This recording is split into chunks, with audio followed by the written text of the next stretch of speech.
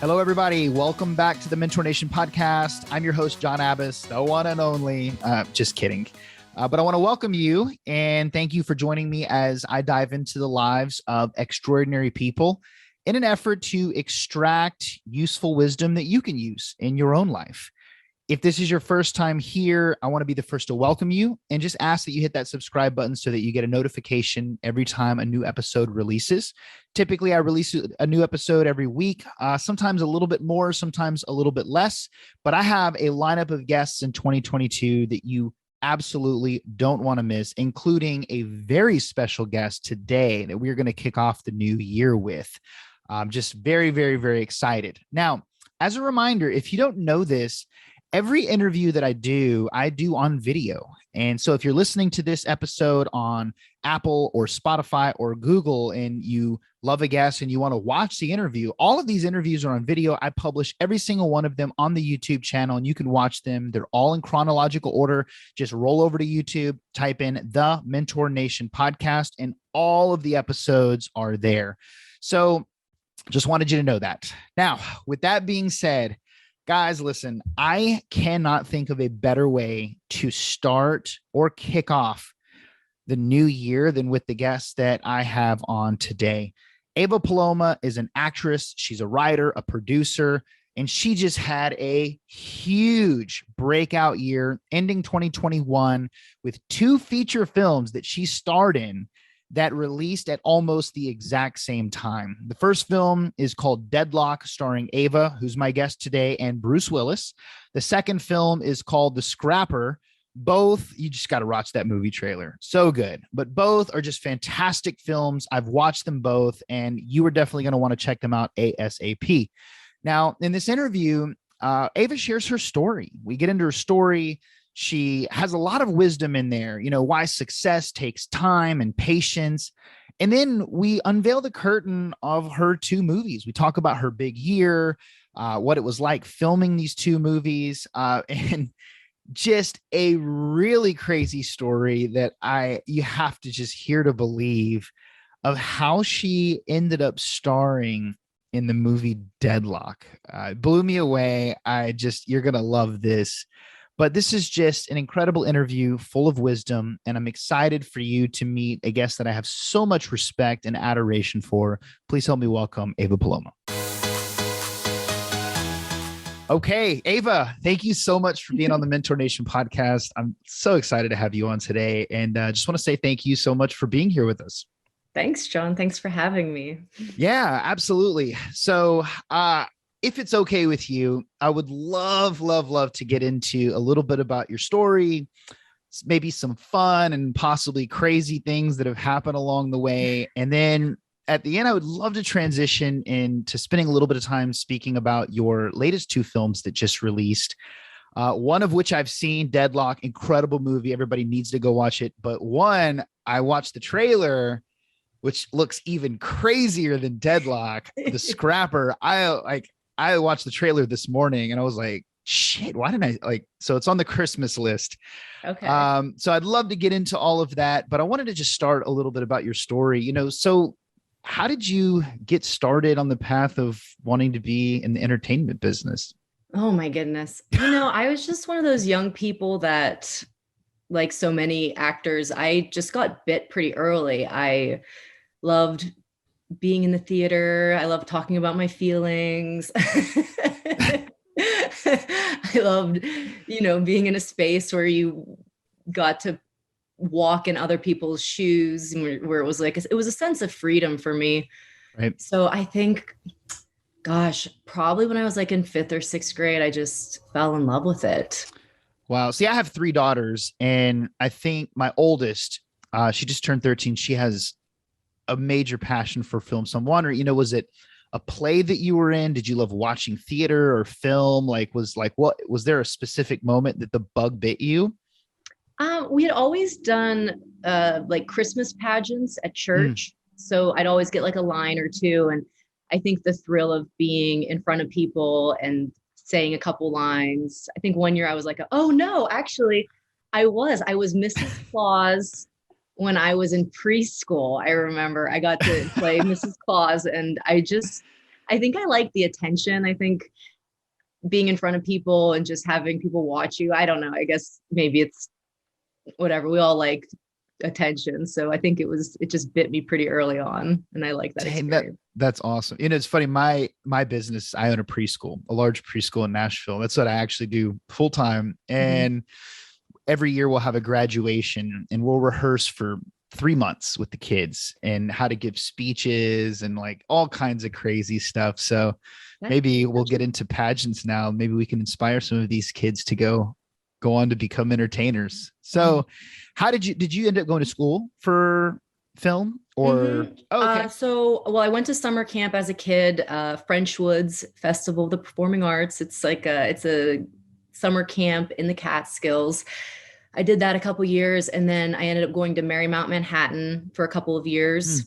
And then I actually took a break in my 20s. I think I moved to New York, and maybe I felt like a little overwhelmed, and I just needed some years to acclimate to the big city. I'm from a small town in Western Pennsylvania.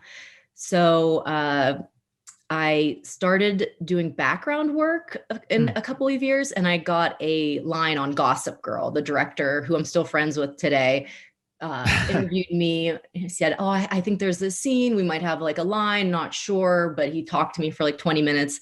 And I got a line on Gossip Girl just from doing background. And I was like, well, maybe it's time to like get back into it. So I went to the Esper studio for 2 years. I studied with Bill Esper, who passed away a few years ago. And then I ended up going back to school. I got into NYU recently, like 10 years later, and finished. I didn't pursue a BFA in acting, but I got a degree in film and media studies. So wow, that's awesome. And you've done a lot of things since then. And I want to spend a little time in just a couple of minutes talking about your breakout year this year. Thank you. We were talking, and I'm on your website. I'm just looking at all the projects you've been in, but this has been a really big year for you. So, but I want to spend a minute kind of just talking about like the transition, because a lot of people listening to this podcast are just like you. They'll have really big dreams when they're young, and they'll either get sidetracked, overwhelmed, they'll lose confidence, and then they'll settle with something. And you pivoted a little bit, but you came back to it, and then you ended up having breakout success. And so I just want to spend a couple minutes, if you don't mind, on that window. Like, was something eating at you while you were in New York that just was like, you know what, I need to do this. I need to pursue my passion, my dream, before you just got way off track? I think I might have taken a break from pursuing it directly, but I was always like in class. I was like a theater nerd, just really, it's either a deep desire to understand the craft. So I think I stayed in class for a long time. I've watched thousands of workshops. I've been in thousands of classes, just absorbing as much as I can and learning. So it never really died. I think I just, for whatever reason, put ambition aside and became this, this artist which I think is now benefiting me. I think those years that I've spent really training has given me a really strong foundation that I can lean on now. That's awesome. I have to ask you this. I've always wondered this about show business. Do you think it's more challenging to learn the skill, or do you think, or success is success more determined, in your opinion, by mastering the craft and the skill, or more networking, building the right relationships, or is it like 50-50? I've always wondered that with show business. Like, what do you say determines, or more likely to determine? I think that's an amazing question. And that is definitely a question that I constantly ask myself. I think when I was the more very serious theater nerd, I was very much dedicated to the craft. Right. And maybe, poo-pooed a little bit of the people who were just more charming and just got ahead by being at the right place at the right time and didn't seem as dedicated to the craft. But maybe that kind of came across as maybe a little chip on my shoulder, or if I'm being totally honest, maybe even a little bit of insecurity of not knowing how to go out there. There is a certain safety to being in a classroom setting, to being in a theater, to being in your little acting bubble, rehearsing all the time. So I definitely think you need both. I think people have had a lot of success being better networkers, and maybe don't have the skill set, but I think those people either fizzle out or they start to take the classes or they start to work on the craft in the opposite way that maybe I've done it. Got it. And I always wonder this because, like, you know, you'll see movies and Post Malone is in there or Machine Gun Kelly. And I'm just like, how many acting classes did they really take? You know, it's just like, so I've always wondered, like, what was like the more determining factor. So I want to, so you've had a lot of roles in a lot of different shows and movies, and I'll put obviously your website in the show notes. Is there any one in the last, 10, 15 years that have really stood out to you as just a great experience or just a great team or something where you left, you were kind of like homesick because you built some awesome family there? Like, what's been like a really memorable role that you've played? Gosh, well, there was this small play that I co-produced with a writer friend of mine, Anthony Raymond, and it was a dark comedy. It was a love triangle, and it's dark. It's kind of it's out there. People watch it, and the subject matter is it is like has a sexual connotation to it, and it's a love triangle, and it's just people behaving really poorly. And I think a lot of times in theater we have this like nobility, or we have this art in the craft, and this play was just very dark and people just behaved terribly, and it made everybody laugh. Like everybody was just relating to it, but like nervous to admit that they could relate to some of these traits that I think we all have. And I think that piece scared me the most to do, and also was the most rewarding because it was just so messy. The characters were so messy and relatable in this strange way. That's and awesome. I think, and people reacted. A year later, I bumped into somebody. I mean, it was just like a 20-minute play. And a year later, someone's like, "Oh, you were in that play festival." And I was like, "Oh yeah, I did the one piece." It was called Choked, actually, is the name of it. And he's like, "Oh my God." He's like, I lost some sleep over that. That's awesome. Is there a way that people can watch that today? Is it streamed anywhere? Unfortunately not. It was a part of a play festival, and with COVID, I would love to say that it would be, we have there would be a way to see it, but we didn't record it at the time. I mean, we have it written down. It's a one-act play. I hope to make it a short film one day, whenever the timing's right.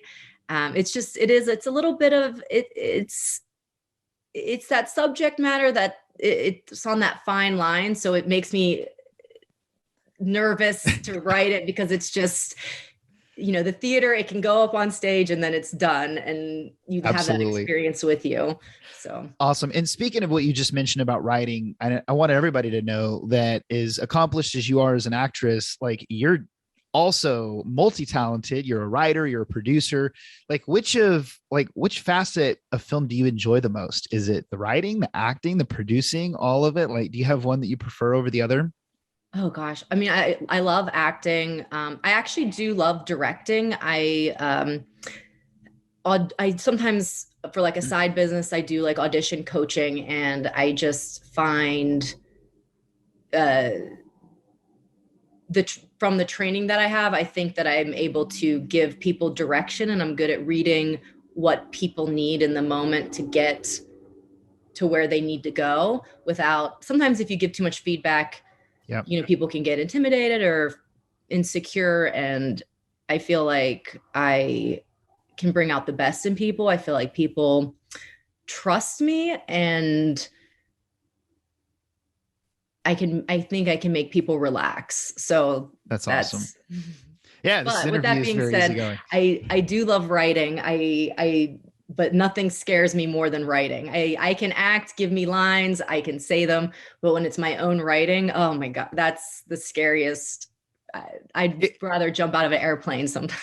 It is like, I love to write, and I've been really trying to master that craft because I spent too many years having great ideas and not being able to like illustrate them into something. And so I hired a writing coach, and I've been doing it for a couple years now, and I've gotten a couple screenplays. But I know what you mean. I'll write, and then I'll just read the dialogue. There's just so many layers to it. It's just like, is my key character too shallow? It's a different world than, like, to me, acting would be more scary, but like writing is definitely difficult. And I wanted to ask, just on a personal development side of things, before we get into your big 2021, acting, like most entrepreneurship, is hard. It's a hard road. There's a lot of ups and downs.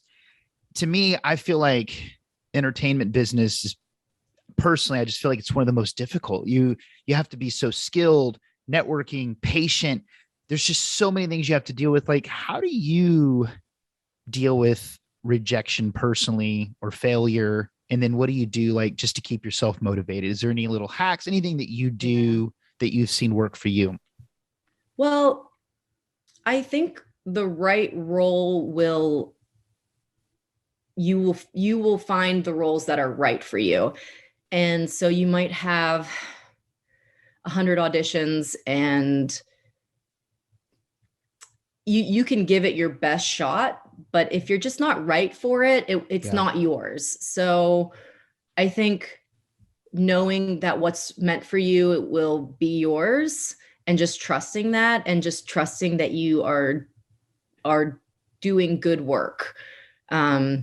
Because the casting directors will see that. If they see your audition tape, they'll be like, oh, well, she was good, but we want somebody a little bit older, younger, or blonde, or her voice is too low, her voice is too high, or just, oh, I didn't get the right essence. She seems too confident. We need somebody who's a little bit more mousy, or, it could be a number of things. Or, oh, she's too mousy, we need someone more confident. Or I don't believe that she would get in that situation. There's just so many levels to it. I think that's one way, but I also think this past year working in production, you just see the backbone of filmmaking, and you see all the decisions that go into every role that is cast. And it's not always about the best actor. There's other aspects to what parts go to who, and it's not. It's easier to take it less personal. Right. When you see that side. I love that. That's very, very helpful. So let's talk about your 2021. When we spoke before this interview, it was a culmination of a lot of things. And, you just mentioned you had a big year. We didn't go into detail. So I'd love to hear, like, what all did you do in 2021? And then I definitely want to focus on the two movies, because those one is amazing and the other one I can't wait to watch. But tell us all the things that happened in 2021 for you. Oh my God. Well,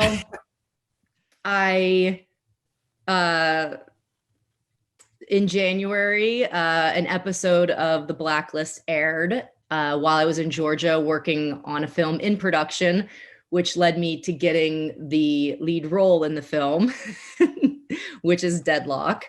So we filmed Deadlock in January.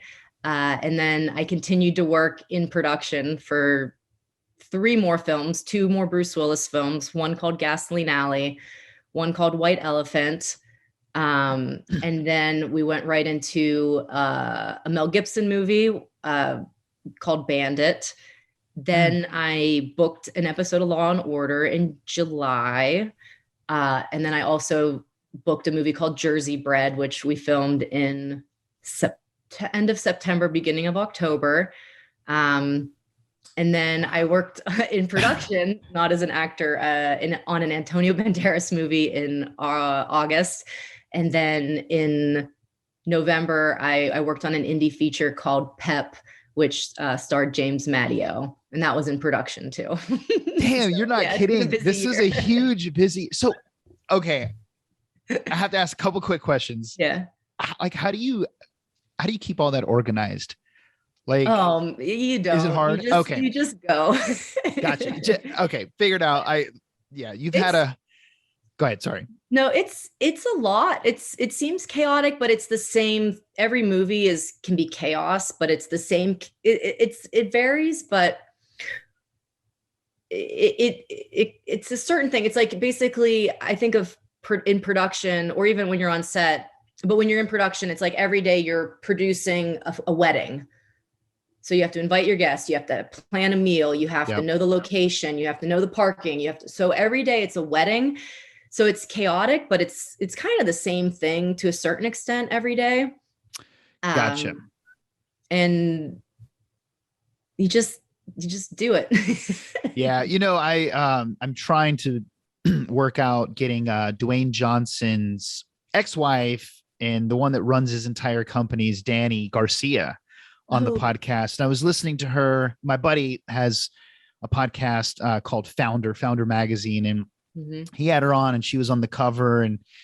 And the big question is like, how are you juggling 50 companies? The Rock has like 50 companies. He's filming tons of movies. And, she said something that was really powerful. It's just like, just when you surround yourself with great team and great people that are all great at what they do and they're high performers, it makes it a lot easier, and it makes it seem like you can accomplish 50 times more things than normal. And so I'm imagining that all these productions that you're doing and, every project that you're involved with, there's people just like you, people that come in, they treat it with absolute seriousness and they respect it. And it makes it, I could be wrong, but that's what it seems like. No, it is. It's a lot of people who are used to, it's very demanding. It can be very stressful.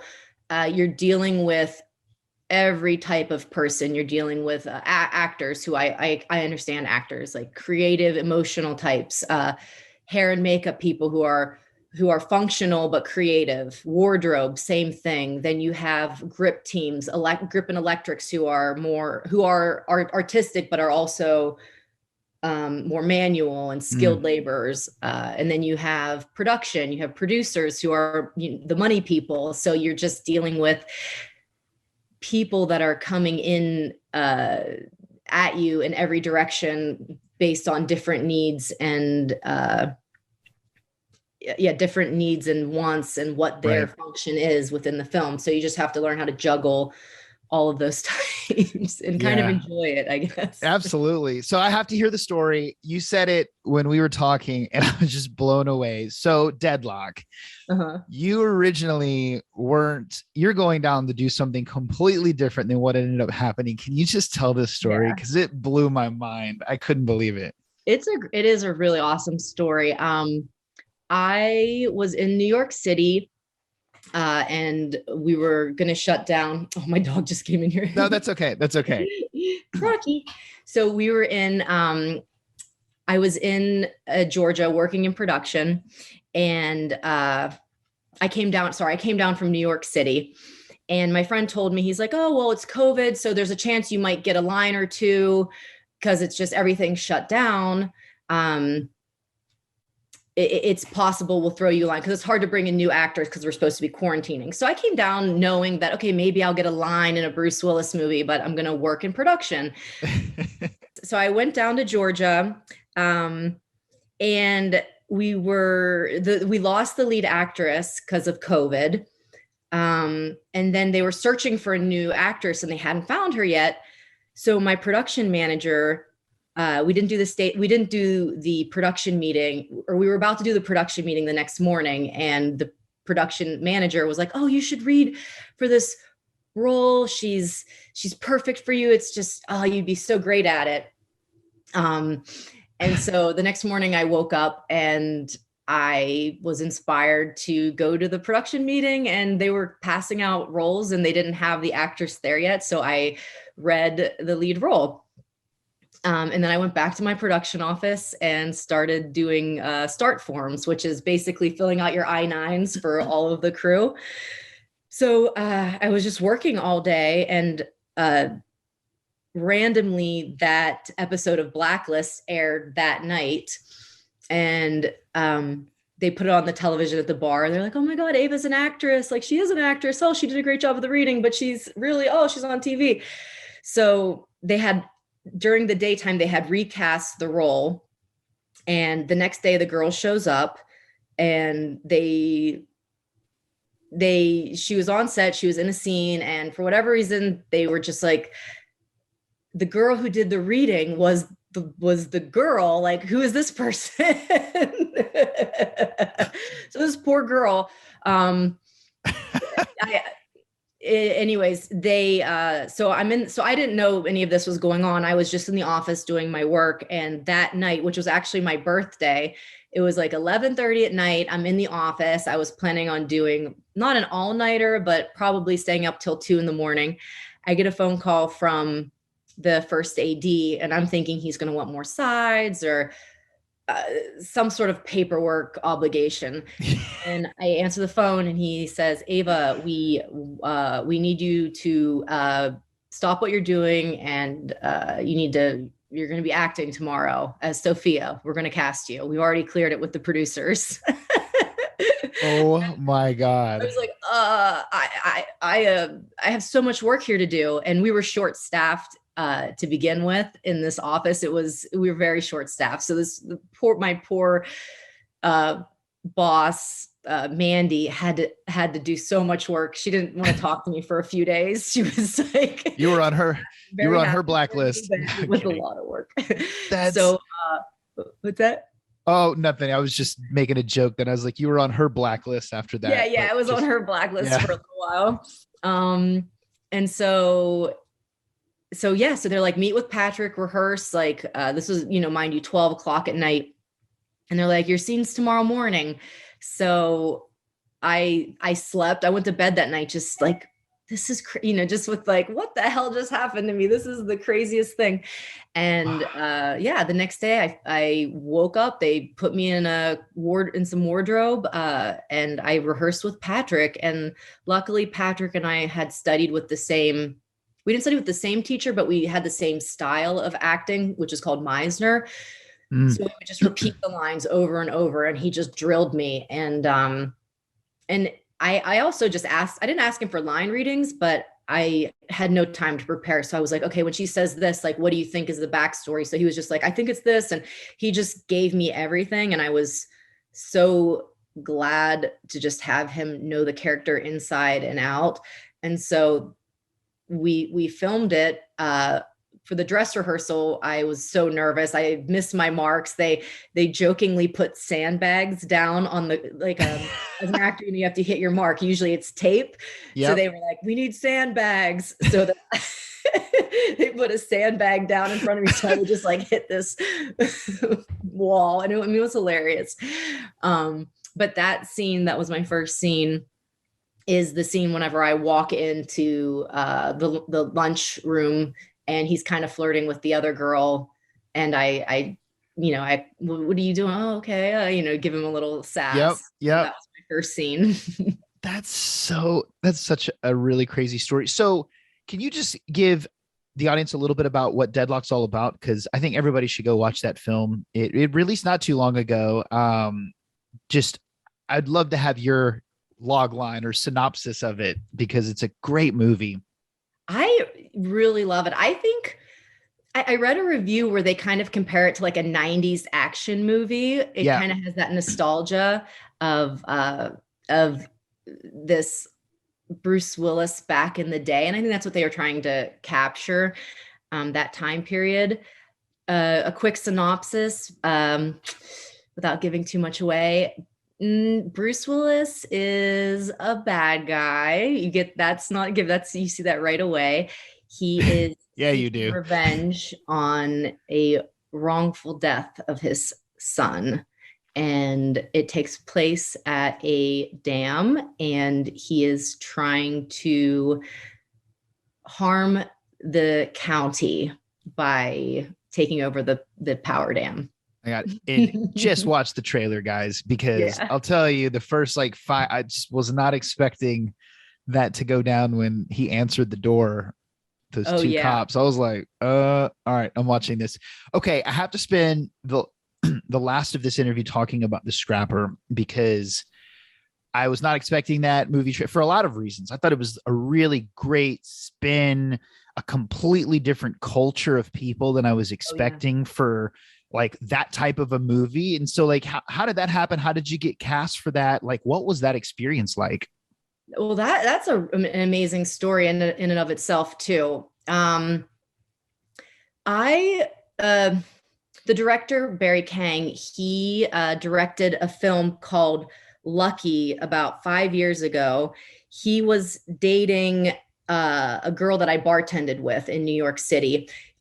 Barry is like so smart. I think he has like an MBA from Columbia. And he was just really frustrated. He wanted to be an actor, but he just felt at the time that there were no roles for him, and he was having trouble not just being seen as like a terrorist, or he's I believe he is Punjabi. So he wrote this first movie called Lucky. He wrote it, directed it, starred in it. I remember he would come to work and he'd be like, "Oh yeah, I'm making a movie. I'm making a movie." And we were all just kind of like, okay, like it seemed we didn't really know what to make of it. Yep. And I think he even asked me at some point, "Oh, you want to be an extra or like maybe a line?" And I was just like, I didn't pay much attention to it. Anyways, a year later, he invited us to the screening, and I think he put like $40,000 into this feature-length movie, and it was unbelievable. The name of the movie is called Lucky. He had police chases, put that in my notes, death scenes, and just like it was unreal. And I remember me and my coworker, not his wife, but my other coworker, we just looked at each other and we were like, "Oh my God, we underestimated this guy. Like we are assholes, essentially. Our minds were blown." And I remember from that day forward, just doing a better job of like listening when people are involved in a project, right, as opposed to just instantaneously being like, "Oh, I don't know, good luck with that," and giving people more credit off the bat. So 4 years later, I get a phone call from his wife, and he says, they were casting his next film that he had wrote and was going to produce and direct. And they had an actress, I think it was some girl from House of Cards, or I think, I'm not positive on that, but apparently somebody had to drop out. And I actually was back in school, so I wasn't acting as much. For 2 years, I went back to NYU. And the wife was like, "I think you'd be right for this role. Like, we have a casting director. The casting director didn't even call me and didn't think of me for the role." But the wife was like, "I think you'd be perfect." So I was like, okay. And so I did an audition. He called me later that day and he was like, "Hey, I just want you to hold the phone. Like, I don't want the reader." I think the guy that was my reader was like a little too, anyways, he just was like, "Here's some notes. You don't have to get a reader, just hold the phone and you can even read the script. Just record yourself. I just want to see a couple of these notes." And he gave me a few notes. So like I held the camera. I just held the camera and I have my scene right here. And I think I like made my eye line a little off camera and I just recorded it. I looked like, I think I just take a shower. It was like emotional. I looked terrible, but it was like the raw emotion was there and he just loved it. And then the next morning he was like, "I want you for the role of Kit." So we filmed it in 2019. And I think during quarantine, he might have wanted to release it sooner, but because of COVID, I think he spent a lot more time just working on it. And yeah, it was just coincidentally released at pretty much the same time as Deadlock. So that's awesome. I'll explain this trailer because it was badass. It's like it's really Scarface, good, but with like Hindi people. And you would think, like, you obviously just the genre that most people see all the time is like Russian bad guys or cartel, but it was actually unbelievably good. Like the characters played their part really. The trailer was just flawlessly done. So I cannot wait to watch this. It's a great trailer. I'm interrupting my wife's Hallmark bullshit with this movie, and we're gonna. She'll probably never listen to this episode. So, but yeah, I cannot wait to watch it. I just have a couple other questions, Ava, before we wrap up, and I'll let you get back. My next to last question is, what's next? What's like your vision for yourself? Is it to teach? Do you want, like, if your ultimate dream could come true, is it to start a lot of movies? Is it to have a TV show? Like, if I was a genie and I could be like, boop, like, what would you love to do? Well, this year I've decided that I am going to push myself and put a lot of my writing out there. I have a lot of stuff that I've started. I have some projects that I've been working on. I've just never felt brave. And it's a little bit of like courage and being brave enough to put your own voice out there. And so writing my own projects, producing them, directing them, acting in them, any of the above. I think taking more of a lead, of a leadership role in anything that I'm in is awesome. Is this upcoming year's goal.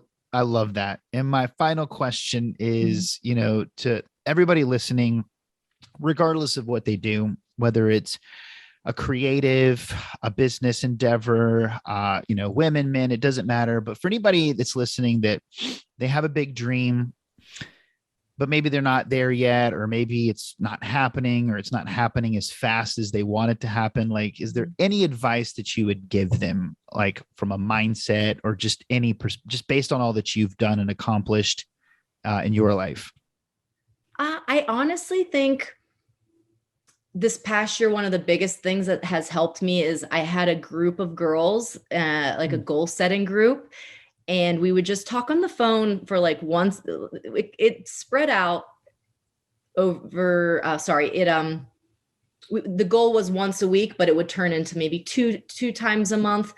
But I think just saying out loud to somebody who will follow up with you is probably one of the most important things. Because I think once you say it out loud and once you say it to somebody, the person doesn't have to crack a whip or make you do it. I think once you say it out loud to somebody that you're gonna have to see over and over again, and they're gonna be asking you like, hey, what about this? And then if they're actually giving you things that they're working on and you're kind of keeping an eye on them, I think that's the best way to stay focused and motivated, and just to have somebody give you reflection. You might be really hard on yourself thinking, I'm not getting anywhere, but I think a supportive friend who can also give you constructive feedback can keep you going. That's awesome. Awesome advice. And I'm sorry for lying. I did have one final question, and that's where can people follow everything that you're doing, all of the things that you're coming out with? Is there one place or the best place where people could just stay in touch with your content? My most active platform right now is Instagram. It's at A Paloma, Apaloma.